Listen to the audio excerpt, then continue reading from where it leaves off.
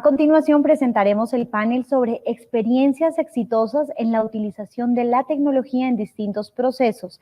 Y para conocer a los participantes, quiero darle la palabra a la doctora María Teresa Palacio Jaramillo. Ella es árbitro nacional, es también conjuez del Consejo de Estado y litigante. Ella será quien dirigirá este panel. Doctora Palacio, bienvenida, tiene usted la palabra para que nos presente a sus invitados.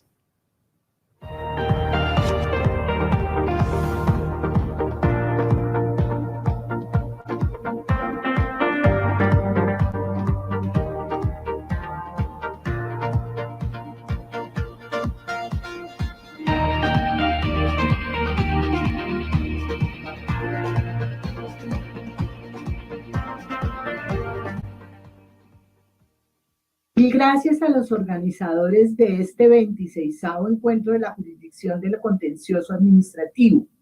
Particularmente en nombre mío y de los participantes en este panel, damos las gracias a la doctora Marta Nubia Velázquez y a su equipo que nos ha extendido esta maravillosa invitación para presentar fundamentalmente a 4 experiencias exitosas con sus titulares frente a lo que es la utilización de la tecnología en la gestión de los distintos procesos que se adelantan, tanto en la jurisdicción de lo contencioso administrativo como en la justicia arbitral nacional e internacional y en la Superintendencia de Industria y Comercio en su labor jurisdiccional. También, obviamente, al doctor Álvaro Namen Vargas como presidente del Consejo de Estado. Como les decía, se ha escogido para este panel para que nos expliquen sobre cómo han tratado en diferentes áreas de la jurisdicción por sus actores principalísimos en cada una de estas áreas de ejercicio. Para ello nos acompaña el doctor Andrés Barreto González, superintendente de Industria y Comercio, también con vastísima experiencia en la actividad del sector público, del sector privado, en desarrollo de funciones jurisdiccionales en la superintendencia, docente, alto funcionario del distrito, es decir, y con amplísima capacitación en maestría y demás, abogado. Nos acompaña también el doctor Eduardo Zuleta Jaramillo, vicepresidente de la Corte Internacional de Arbitraje de la CCI, miembro de la Corte de Arbitraje de la LCIA, profesor universitario, profesor de Georgetown, personaje que no necesita presentación en el tema del arbitramiento, no solamente nacional, sino fundamentalmente internacional. Nos acompaña también la doctora María Victoria Quiñones Tiana, magistrada del Tribunal Administrativo del Magdalena y líder en la aplicación de herramientas tecnológicas al servicio de la justicia. Igualmente tendremos con nosotros al doctor Mauricio González Cuervo, actual director del Centro de Arbitraje y Conciliación de la Cámara de Comercio de Bogotá, magistrado y expresidente de la Corte Constitucional, también abogado, amplia experiencia. Pues nos quitaría mucho tiempo presentar la maravillosa hoja de vida de cada uno de ustedes y por eso pues les digo que ninguno de ellos necesita presentación. En compañía de estas personas de gran valía, no solamente para nuestra sociedad, para el país, sino especialmente para la justicia, es maravilloso, es pertinente, es prudente poder indagar sobre la manera, sobre la forma en que en las diferentes instituciones y frente a cada una de las labores que desempeña cada uno de ellos, han operado en sus instituciones, en sus labores en el día a día para afrontar esta pandemia, para afrontar esta emergencia, por decirlo así, y sobre todo concluyendo que sí se puede. Es posible hacer las cosas, es posible salir adelante incluso en momentos tan especialmente complejos como es este. Vamos a tener con nosotros en primer lugar al señor superintendente, al doctor Barreto. A todos les haré unas preguntas y específicamente al doctor Barreto. ¿Cuál es su experiencia institucional y, por supuesto, experiencia personal frente a la gestión y a la ejecución de medidas que hayan facilitado un adecuado desenvolvimiento de las tareas asignadas a su institución? ¿Qué problemáticas internas y desafíos ha encontrado en el desarrollo de la gestión exitosa que usted ha desarrollado en su institución? ¿Qué sugerencias podría darle usted a el nutrido grupo de personas que nos acompañan, no solamente en sus instituciones, sino en la práctica diaria de las entidades y de las organizaciones que faciliten una eficiente gerencia pública? ¿Y cómo cree usted que podría mirarse desde afuera la efectividad de cada una de las determinaciones que ha tomado frente a lo que tenemos como, dijéramos así, épocas normales o habituales? Bienvenido, doctor Barreto, y tiene usted la palabra para que nos comparte esas maravillosas y exitosas experiencias de la Superintendencia de Industria y Comercio que usted regenta. Muchas gracias, doctora María Teresa. Un saludo para usted, para mis copanelistas, para el Honorable Consejo de Estado y los que nos acompañan en esta jornada. Efectivamente, como usted anota, pues obviamente la pandemia y el COVID-19 representó o representa una crisis, pero también representa una oportunidad. Y para nosotros, quienes tenemos encargadas funciones jurisdiccionales desde la rama ejecutiva, pues este no es un reto menor por cuanto pues tenemos delegada esta posibilidad de administrar justicia especializada a prevención.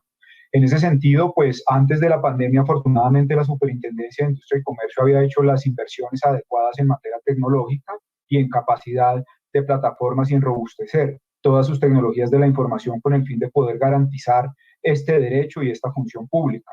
Es así como en la pandemia lo que trajo fue más bien un aceleramiento de estos procesos. Nuestro plan era poder culminar el año 2020 con absolutamente toda el área de asuntos jurisdiccionales de la Superintendencia digitalizada, pero la pandemia lo que nos obligó fue a acelerar ese proceso, aprovechando dos circunstancias. La primera, pues la suspensión de términos en materia de asuntos jurisdiccionales, y la segunda, la posibilidad de tratar entonces de rápidamente terminar el escaneo de expedientes, el escaneo de pruebas, pero sobre todo fortalecerla con unas herramientas que son una nube pública y unas herramientas de inteligencia artificial que permitan el procesamiento de esos documentos, la posibilidad obviamente del escaneo de pruebas, pero sobre todo de pruebas tridimensionales, que son un tema recurrente y común en lo que tiene que ver con la propiedad industrial, y acelerar la posibilidad de las notificaciones, de generar también una plataforma robusta de recepción de las demandas, de evolución de memoriales, notificaciones, y hacer un seguimiento a través de la Oficina de Atención al Ciudadano también por vía telefónica, con el fin de que se pudieran surtir las actuaciones sin sacrificar el debido proceso ni los derechos de las partes,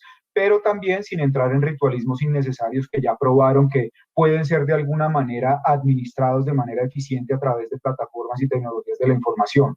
Otro tema que estaba en la palestra era, por ejemplo, también el de la inmediación, que de alguna manera pues ha probado que se puede responder a esta posibilidad o a este derecho, garantizarlo para las partes a través de las diligencias y audiencias virtuales. Para ello contamos con un número de salas que cuentan con toda la seguridad con el fin de que se pueda adelantar una diligencia, como estamos adelantando nosotros nuestro evento en el día de hoy, en donde las partes puedan estar cara a cara a través de lo virtual con su contraparte y con el señor juez, quien al final del día pues puede adelantar todas aquellas etapas procesales sin que por ello se sacrifique el debido proceso. Para la superintendencia, entonces, como una autoridad de la rama ejecutiva y de naturaleza administrativa en función de asuntos jurisdiccionales, pues obviamente ha sido una oportunidad no solamente de fortalecer y robustecer herramientas de inteligencia artificial, herramientas de nube pública y herramientas de escaneo y expediente electrónico, sino también de invitar un poco a otras autoridades de la rama ejecutiva con idénticas funciones a montarse, si se quiere, entonces en esta nueva ola de las tecnologías de la información. Realmente para la superintendencia ha sido un tema retador, pero no difícil, por cuanto gran parte del núcleo de nuestra operación y las funciones que asisten a la administración ejecutiva propiamente dicha reposan sobre tecnologías de la información. Por eso es que tenemos incluso aplicaciones para los teléfonos móviles con el fin de que los consumidores puedan hacer denuncias en tiempo real, cargar fotografías, pruebas y demás, haciéndolo de una manera asequible. Y tenemos también una plataforma virtual que se llama SIG Facilita, que creo, si no me equivoco, es la única plataforma de solución alterna de controversias o de conflictos en donde una de las partes, bien sea el vendedor, el empresario, el comerciante y el consumidor, con la intermediación de un abogado de esta superintendencia, pueden llegar a un arreglo directo a través de esa plataforma. Entonces creo que tenemos varias herramientas, no solamente desde el ámbito jurisdiccional, sino también administrativo, que en buena hora pues han sido diseñadas para esta autoridad y pueden también ser utilizadas por otras. Me gustaría también destacar que con el Honorable Consejo de Estado, con la sección primera específicamente, que es la que se encarga de revisar a través de la vía judicial las decisiones que se toman en primera instancia en materia de propiedad intelectual, pues pudimos culminar un convenio de cooperación en donde el expediente electrónico ya es una realidad y hay la posibilidad no solamente de interconexión, interconectividad, sino del traslado electrónico de los expedientes con el fin de que el Consejo de Estado pueda reducir sus tiempos, analizar con una total integralidad del expediente, garantizando así los derechos de las partes y obviamente confirmar o revocar las decisiones que esta autoridad en materia de propiedad industrial toma en la primera instancia. Entonces creo que la pandemia ha sido un catalizador de estos asuntos, así que ante la crisis pues esa gran oportunidad y creo que eso ha probado ser beneficioso para las partes, garantizar un derecho y un servicio público como es la administración de justicia y poder seguir robusteciendo la capacidad de nuestra administración de justicia a prevención en las tres áreas que nos compete, que son los temas de competencia desleal, la protección del consumidor y aquellos asuntos de propiedad industrial. Así que no es meramente el escaneo de un documento, no es meramente un correo electrónico, sino que además de los componentes tecnológicos robustos también tienen que hacer un cambio organizacional en donde tanto los jueces como las partes como la administración de cualquier entidad interiorice la necesidad de facilitar estas herramientas, en donde, como usted muy bien lo anotó al inicio de este panel, pues creo que la respuesta de mi parte, como superintendente de Industria y Comercio, en donde administro funciones jurisdiccionales y administro asuntos administrativos, pues es que sí se puede, sí se pudo y ojalá esa realidad se mantenga y esté aquí para quedarse. Muchísimas gracias, doctor Andrés. Maravilloso, interesante. Y volvemos a repetir, sí se puede. Digamos, si uno hace un esfuerzo, se pueden hacer las cosas. Vamos ahora con la participación del doctor Eduardo Zuleta Jaramillo. Le pregunto, doctor Eduardo, particularmente en su campo, que es el del arbitraje, y específicamente el del arbitraje internacional, ¿cuál ha sido la experiencia internacional arbitral en el uso de expedientes electrónicos? Quisiéramos conocer, saber ese punto y además quisiéramos que usted nos explicara con claridad, después de esta pandemia, ¿cree usted, doctor Eduardo, que cambiará la forma de hacer arbitraje? No solamente nacional, sino, no solamente internacional, sino nacional. Adelante, doctor Eduardo, y nuevamente mil gracias por su participación. Nos decía hace un momento el señor superintendente que la pandemia nos ha llevado ya a implementar mucho más aceleradamente cosas que estaban sucediendo. La experiencia en el arbitraje es bastante similar. En el arbitraje ya, de hecho, había una digitalización de los expedientes arbitrales y un manejo cada vez menor de arbitrajes en papel impresos y cada vez mayor de plataformas para llevar a cabo el arbitraje. Las instituciones en reacción a esta pandemia pues se adaptaron muy rápidamente. La gran mayoría de ellas, las que tuvieron que adaptar sus reglas, las modificaron, las que tuvieron que emitir instrucciones especiales, las emitieron y hoy en día uno ve los reglamentos de arbitraje o bien que la excepción es la presentación del documento en forma física y la regla general es la presentación en medio electrónico, o que quienes mantienen la presentación en forma física de todas maneras dan la opción de presentar el medio electrónico. Esa es la experiencia en el CIADI, en la CCI, en la Corte de Arbitraje de Londres, de manera que siempre lo digital ha sido y es hoy la regla general en el arbitraje. ¿Cuál ha sido la experiencia? La experiencia ha sido, diría yo, inmejorable. Primero, porque hay un acceso muy fácil a los expedientes. Segundo, porque no hay esa cantidad de manejo absurdo de documentos. Yo recuerdo las épocas en que llegaban 14 y 15 cajas llenas de documentos de un expediente. Incluso hubo oportunidades en que hubo que ir a la aduana a sacar las cajas de la aduana porque era difícil creer que eso fuera una presentación de un expediente y no una importación. De manera que hoy esa es. ¿Qué es lo que ha logrado que esa tecnología funcione? En primer lugar, una serie de instrucciones que han dado las instituciones. Las instituciones no solamente se han limitado a decir que vale el expediente digital y a poner de presente que el expediente digital es viable, sino que además han dado una serie de instrucciones claras a las partes sobre cuál es el tipo de velocidad de Internet que se necesita. No es una cuestión muy alta para la conexión. ¿Qué tipo de plataforma es la que se necesita para presentar la demanda, la contestación, los anexos, las pruebas? ¿Qué tipo de seguridad es la que se debe tener para evitar que se acceda al expediente por parte de personas no autorizadas? ¿Qué tipo de firewalls, qué tipo de controles, qué tipo de contraseñas? Hasta ahora no conozco de ninguna situación en que una entidad arbitral internacional de las que todos ustedes conocen haya tenido algún problema de que se ingrese por personas no autorizadas a un expediente. Obviamente eso exige una uniformidad en la presentación de los documentos. Las partes se han acostumbrado a que presentan los documentos en una manera uniforme, con unos estándares en cuanto a tipo de letra, en cuanto a tamaño de documento, en cuanto a la forma de presentar las pruebas. También implica unas reglas claras en cuanto a cómo se presenta cada escrito, si el escrito se presenta a la secretaría y es la secretaría quien le da o le corre traslado, por utilizar un término muy colombiano, a las partes, o si las partes directamente envían su escrito copiándolo a la otra parte. Esa regla es muy clara. Cuando se necesita una versión en copia dura del expediente, lo que se está utilizando hoy, y nuevamente eso es muy excepcional, es enviar por correo una USB con el escrito y sus anexos o con el expediente completo previo a la audiencia. Pero el envío de documentos en papel y el manejo de expedientes en papel hoy en día está prácticamente eliminado. En los casos en que se manejaba papel y se está haciendo digital, obviamente hay una especie de periodo de transición en que hay expedientes que se van incorporando, se van escaneando, se van digitalizando, pero todos los expedientes que se manejen a partir de una fecha determinada solamente pueden proceder por la vía digital. Eso evita la situación de tener que demorar la iniciación de los procesos y la iniciación de la digitalización hasta que esté digitalizado todo lo que está en curso. De manera que esa ha sido una extraordinaria experiencia.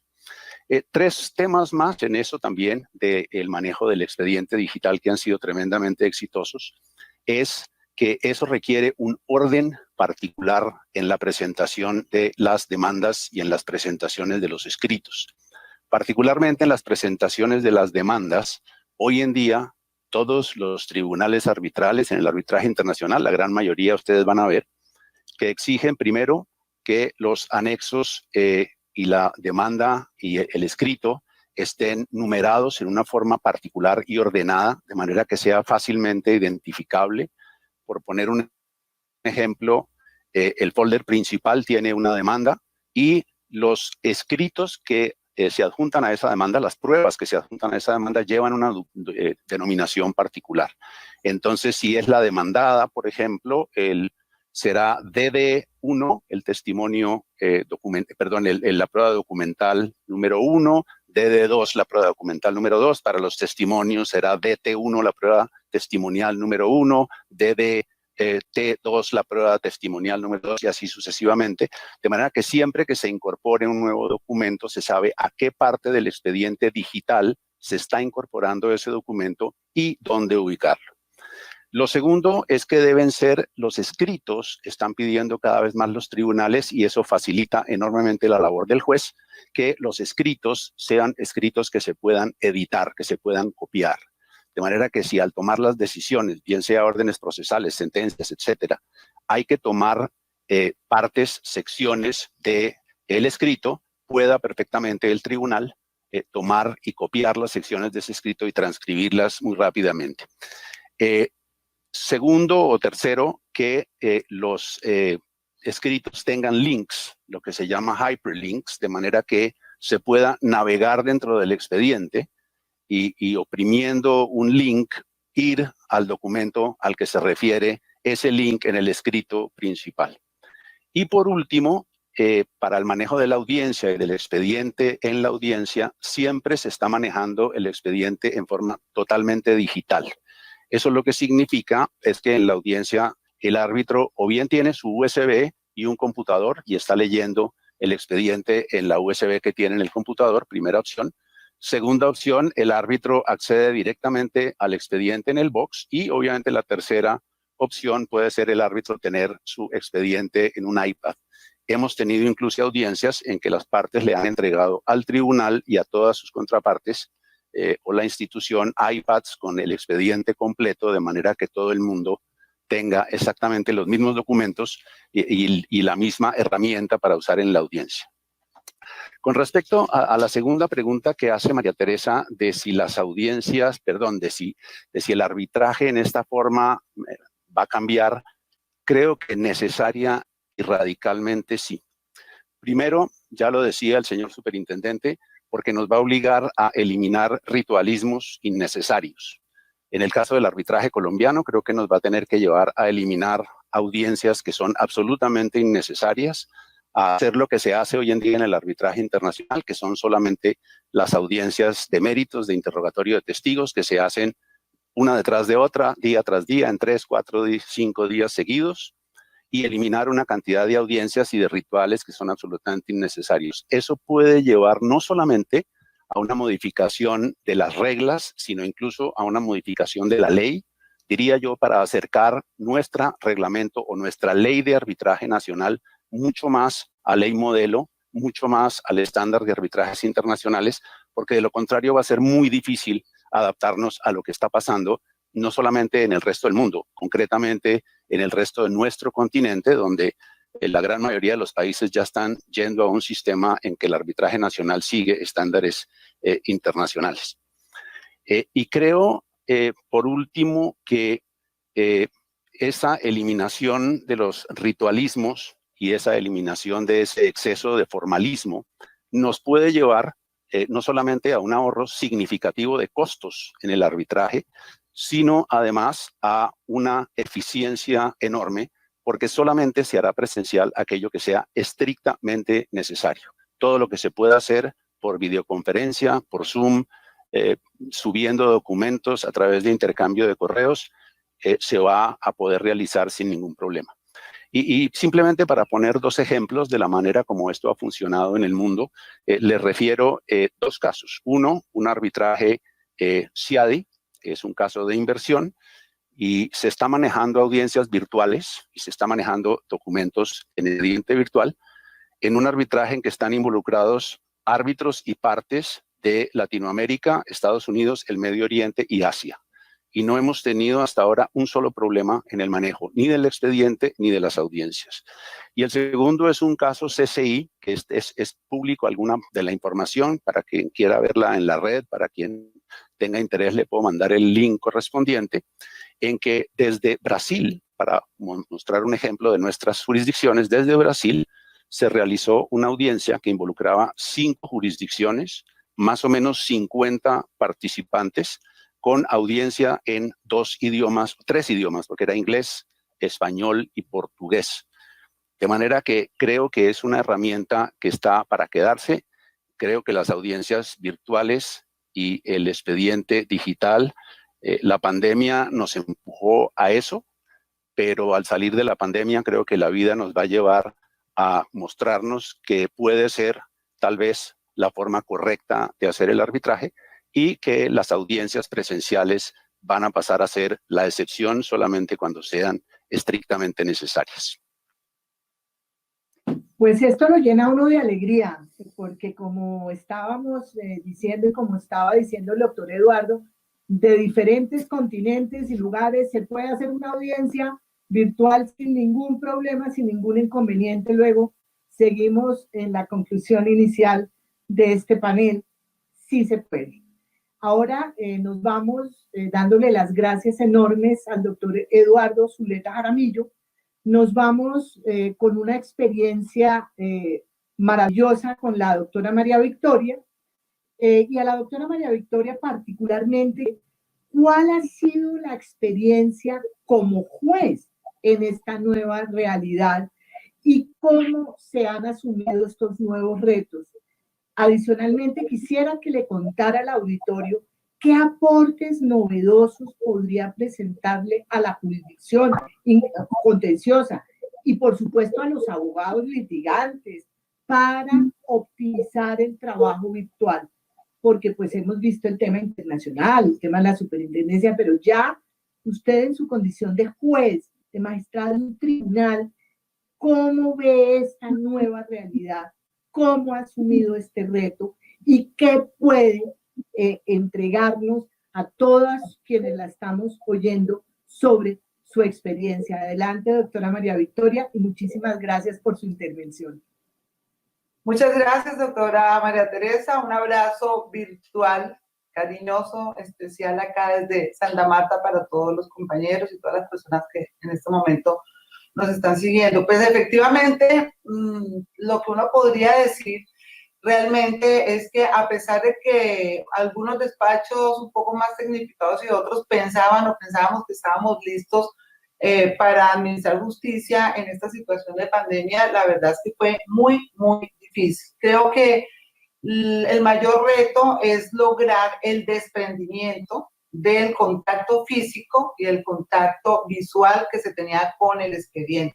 A pesar de que hoy en día diría que ya el 100% de los despachos judiciales del país tenemos expediente digitalizado, mandamos los links de OneDrive, los abogados, digamos, ya están andando y en las audiencias digitales, realmente estar desde nuestras casas y saber que tenemos que tener un control sobre los procesos que antes lo teníamos en algo que llamábamos los estantes o los expedientes, ha sido complejo. Cómo controlar o cómo verificar la labor de los empleados, cómo hacer todo el seguimiento.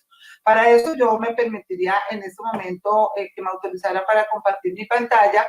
Queríamos compartir realmente la propuesta, lo que hemos hecho durante esta pandemia, para que las personas que nos están escuchando en la primera parte, especialmente para los compañeros de la jurisdicción, puedan revisar, me confirma si están viendo la pantalla, puedan ver de pronto un estilo que les pueda servir.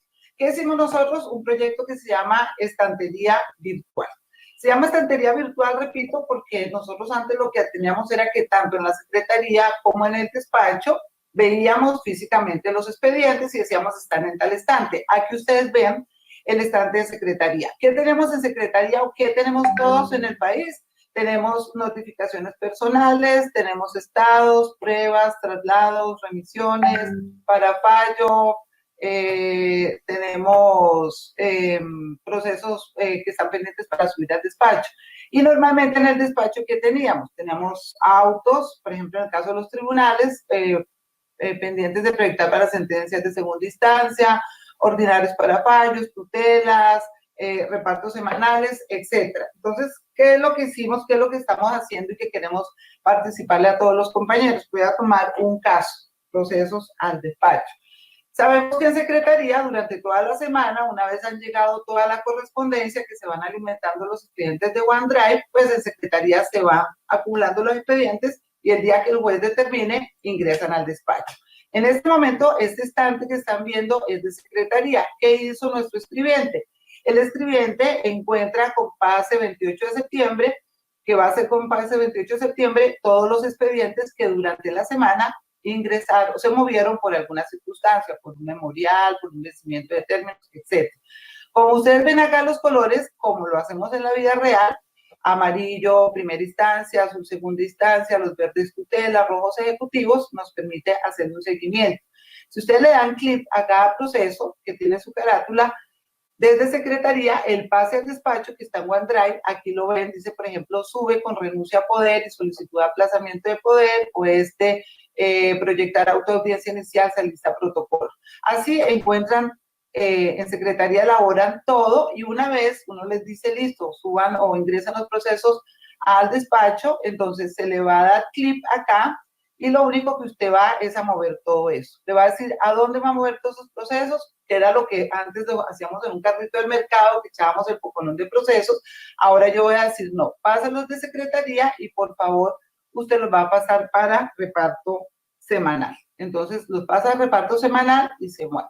Aquí me devuelvo a mi página, ya me voy a entrar al estante del despacho y voy efectivamente aquí a ver reparto semanal. Esto que les estoy mostrando es de manera simultánea, en vivo, a través de la página.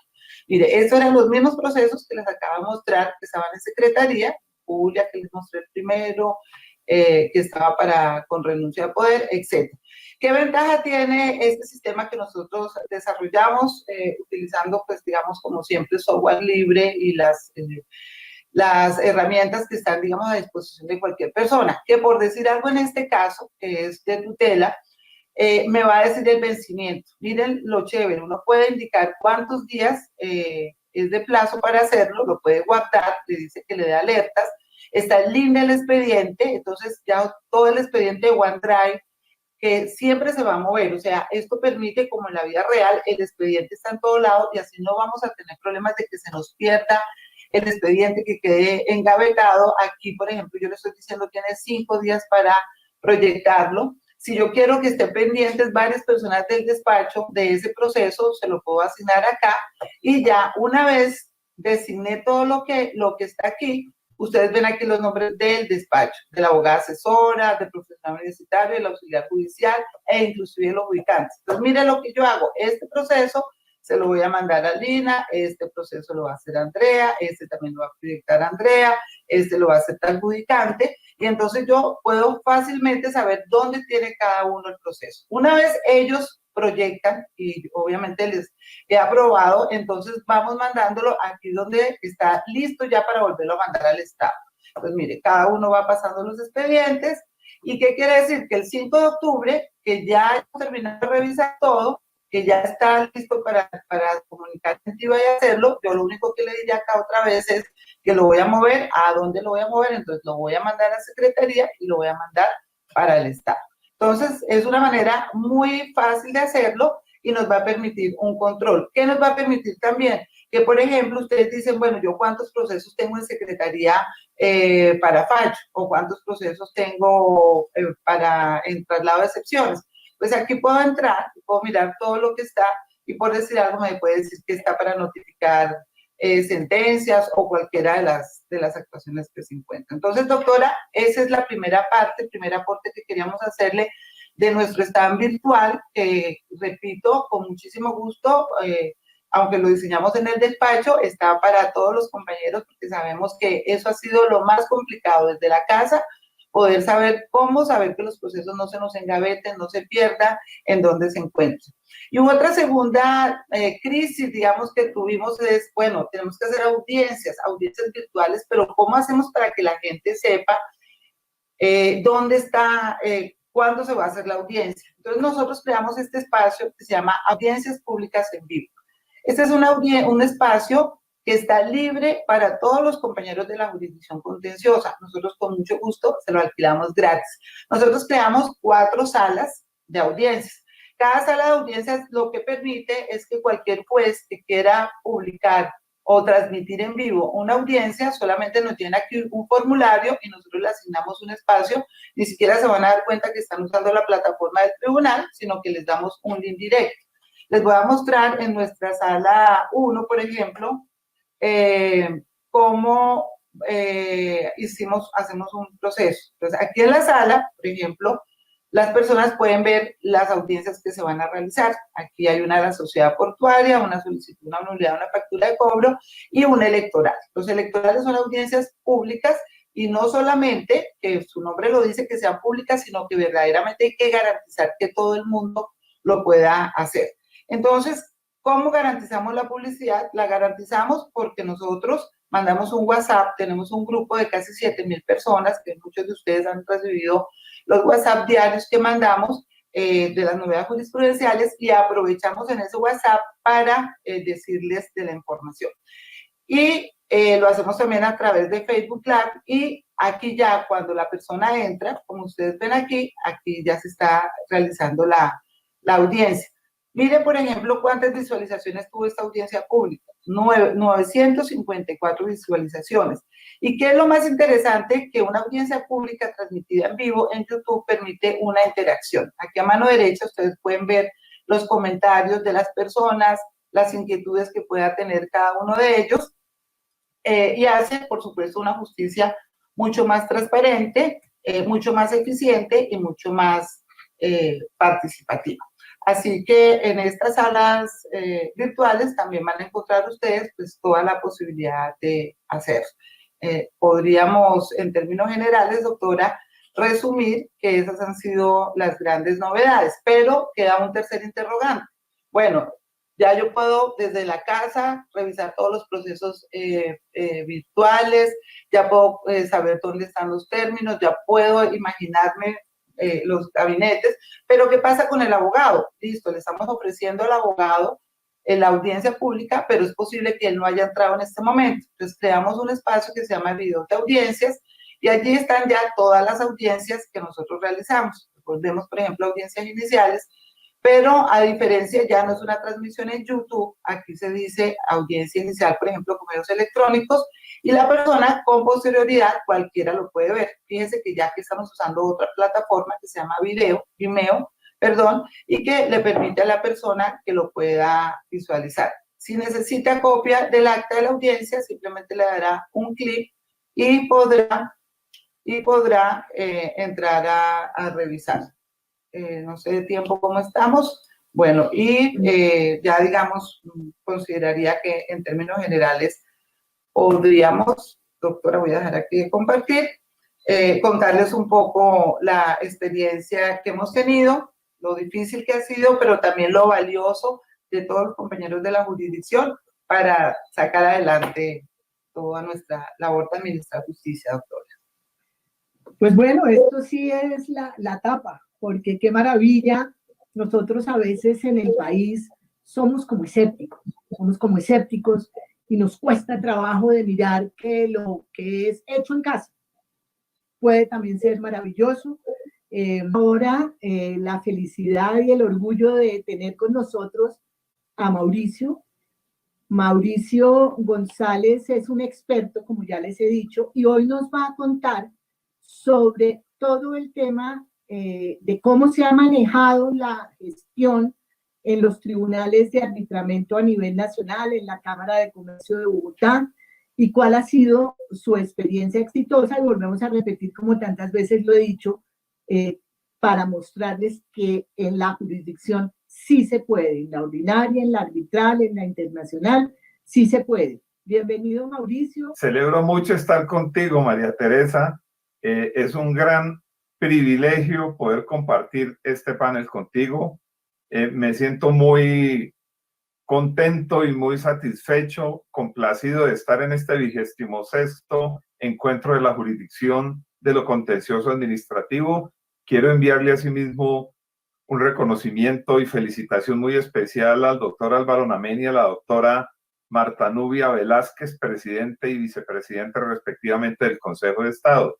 Y entramos en tema. Veníamos, como es obvio, de un hábito de presencialidad extremo. Había de tiempo atrás asomado en disposiciones normativas y en algunas prácticas de vanguardia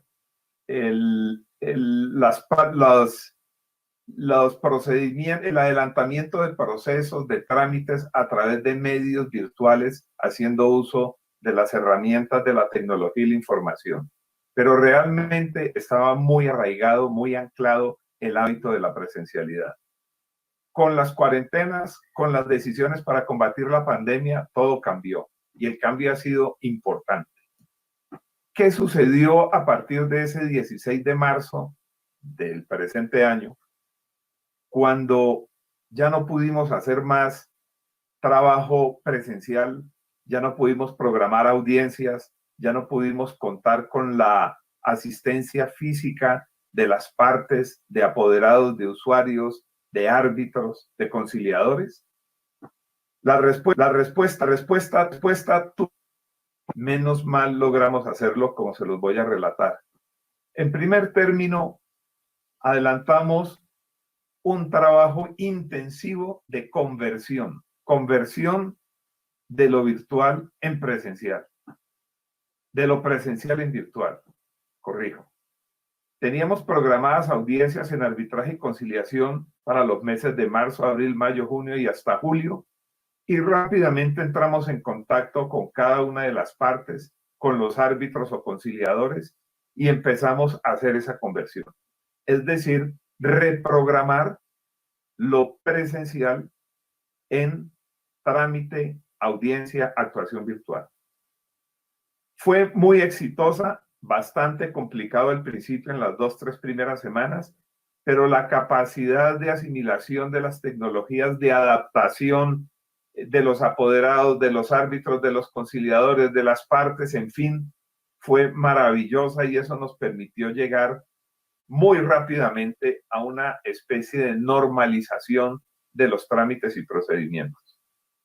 Al punto que a 31 de agosto, para decir unas cifras, contamos con 2.165 actuaciones virtuales que de otra manera casi todas se hubieran hecho a través de la presencialidad, y en arbitraje 974 actuaciones virtuales correspondientes a reuniones y audiencias del proceso arbitral. Pero simultáneamente tocó trabajar algo de una manera muy acelerada, y fue la virtualización del expediente. Sin la virtualización de los expedientes no es posible adelantar un proceso virtual. Y esto implicó una gran coordinación con los secretarios de los tribunales, con los propios árbitros, con algunos de los apoderados, para poner a disposición de los usuarios, a través de medios informáticos, el proceso y el expediente ordenado. También experimentamos algo bien interesante, que fue el ofrecimiento de un nuevo servicio, enteramente nuevo, un servicio que nunca se había hecho en el centro a través de medios presenciales. Con el Ministerio de Justicia, el Ministerio de Comercio y la gran presencia del Superintendente de Sociedades, se inauguró un servicio de mediación para la recuperación empresarial a modo de mediación extrajudicial previo a los procesos jurisdiccionales ante la superintendencia o ante la jurisdicción civil en estas materias de reestructuración, de recuperación empresarial. En fin, el proceso fue, María Teresa, bastante exitoso. Lo mismo ocurrió en otras ciudades, en Medellín, en Cali, doy fe de ello. Y la Cámara de Comercio de Bogotá ha estado pues muy satisfecha de haber dado esta respuesta a los usuarios, a los ciudadanos, a los operadores de estos servicios. Y fíjese lo siguiente, a partir del 1 de septiembre expedimos una resolución anunciando la gradual vuelta a los trámites presenciales. Ofrecimos para ciertos efectos probatorios la realización de audiencias en las salas de la sede del Centro de Arbitraje y Conciliación de la Cámara de Comercio de Bogotá. ¿Y sabes cuáles han sido las respuestas? En conciliación se ha realizado una sola audiencia presencial. En arbitraje, ninguna. Esto nos indica que la asimilación de la tecnología ha sido mayor que la esperada, que no hay nostalgia de la presencialidad y por el contrario, una voluntad de continuar con los medios virtuales, aún en tiempos en que ya se puede progresivamente retornar a la normalidad. Eso es un indicador muy interesante. Ahora bien, todo esto fue posible gracias a la expedición del Decreto Legislativo 491. Como lo sugerí al principio, existían bases normativas y algunas prácticas de virtualidad en Colombia, perfectamente aplicables y vigentes. Pero el 491 precisó unas cuestiones fundamentales y le dio un gran impulso a la actuación virtual que la necesidad nos imponía. La principal de las decisiones del decreto legislativo 491 del 20 fue la continuidad de los trámites y procesos arbitrales y de los trámites conciliatorios. Es decir, no hubo suspensión decretada legalmente. Y, por el contrario, un mandato a los centros de arbitraje para ofrecer a operadores y usuarios las tecnologías modernas que permitieran adelantar estos procesos a través de estos medios. Todas las actuaciones fueron previstas para poder adelantarse virtualmente y en los procesos en curso y en los procesos nuevos que se iniciaran posteriormente a la vigencia del citado decreto legislativo. Esto fue fundamental para nosotros, puesto que comprendimos que no había más que abocarnos al uso intensivo de la presencialidad, a la asesoría permanente para que ello fuera posible y al ofrecimiento de las mejores tecnologías para que los trámites de conciliación y los procesos arbitrales fluyeran debidamente. Ahora bien, ¿qué nos depara el futuro inmediato? En primer término, pensaría que se va a consolidar la práctica virtual para adelantar los trámites conciliatorios y los procesos arbitrales. Como les dije, la demanda de presencialidad de salas de audiencias a partir del 1 de septiembre ha sido casi inexistente. Esto nos indica que va a consolidarse la tendencia a adelantar estos trámites a través de los medios que ofrece la tecnología de la información y las comunicaciones. Claro, hay algunos aspectos que nos anticipan las personas interesadas que deberían preferencialmente poder realizarse a través de audiencias presenciales, en términos de pruebas y en ocasiones en alegaciones finales. Es muy claro que las declaraciones de testimonios, los interrogatorios a peritos, por ejemplo, los preferirían hacer, sobre todo en materias complejas, presencialmente las partes.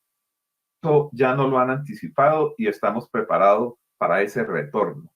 Y yo creo que la puerta tiene que dejarse abierta para que en el caso de mecanismos como autocompositivos, como la conciliación, o heterocompositivos de fuente voluntaria, como el arbitraje, puedan escoger si quieren adelantar determinadas actuaciones a través de audiencias físicas o presenciales. En segundo término, esto nos ha llevado, con la experiencia que les mencioné además de la mediación empresarial, a pensar en nuevas arbitrabilidades y nuevas conciliabilidades. En otras materias, que no sean las tradicionales, lo contencioso administrativo, las materias comerciales, civiles, energéticas, de comunicaciones, etc. Y estamos trabajando unas mesas de expertos para explorar los campos del derecho tributario, de las controversias que surjan en materia laboral, como también en asuntos de familia, en donde los mecanismos alternativos de solución de conflictos han sido tímidos para ingresar. Y legalmente, salvo en lo tributario, hemos visto perfectamente posible.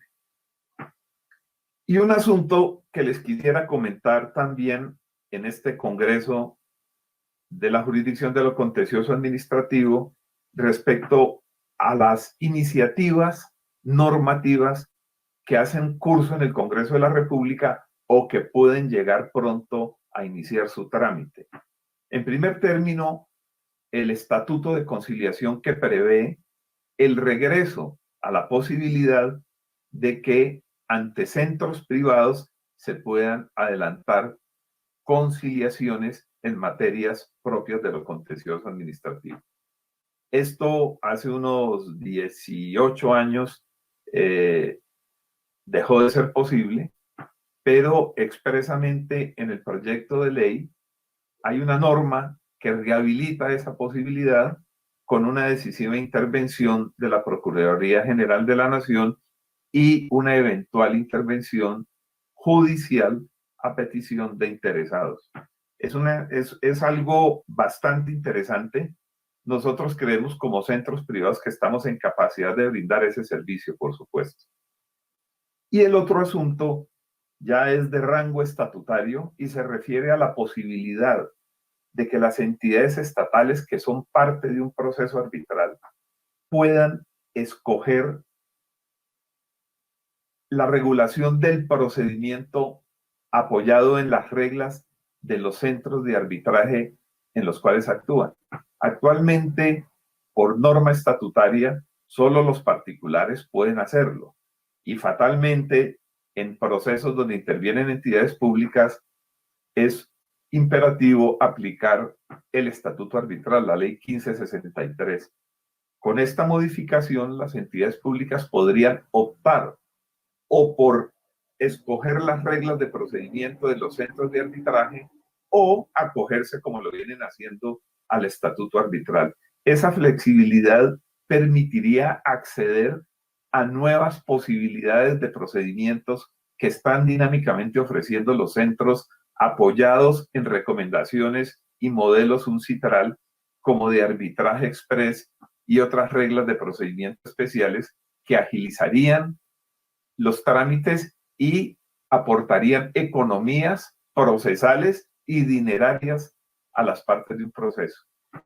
De modo que, en síntesis, hubo una respuesta adecuada al desafío que representó la pandemia en materia de atención virtual y de migración hacia procesos digitales de prestación de los servicios de conciliación y de arbitraje. Hubo una reacción, un apoyo importante del legislador extraordinario a través del decreto con fuerza de ley 491, y el futuro que se nos presenta en este momento es el de consolidar la presencialidad como excepción, tanto en arbitraje como en conciliación, explorar nuevas arbitrabilidades que también se prestan para su desempeño a través de medios virtuales y algunas reformas legislativas que impulsen y flexibilicen la utilización de los mecanismos de resolución de conflictos en materias de lo contencioso administrativo. Nos pone a todos muy contentos, porque la verdad, y como hemos visto con nuestros anteriores panelistas, hay una nueva realidad, y como lo dice bien el doctor Mauricio, hay una asimilación de la tecnología en los diferentes campos de la jurisdicción contenciosa, de la justicia arbitral, nacional o internacional, experiencias en la Superintendencia de Industria y Comercio. Pues no me queda más que, para cerrar este panel, darle las gracias, Mauricio, darle las gracias a la doctora María Victoria, a Andrés Barreto, a Eduardo Zuleta. Ha sido realmente una fantasía oírlos, porque como veíamos hace un rato, a veces tenemos la idea de que las cosas no se pueden hacer, de que todo es difícil, de que aquí no marcha nada, y con estos testimonios maravillosos de personas que hacen gerencia pública podemos entender que definitivamente hay una vía expedita para adoptar nuevas tecnologías en la gestión de los distintos procesos que se adelantan tanto en la jurisdicción contenciosa ordinaria como en la jurisdicción arbitral e inclusive dentro de las superintendencias que también cumplen funciones jurisdiccionales adicionalmente a su función de vigilancia y control. Para todos ustedes, mil gracias. Para los organizadores del encuentro de la jurisdicción, a la doctora Marta Nubia, al doctor Álvaro, nuestros agradecimientos. Y bueno, dejamos esta maravillosa experiencia. Mil gracias a todos y un saludo muy especial y cariñoso.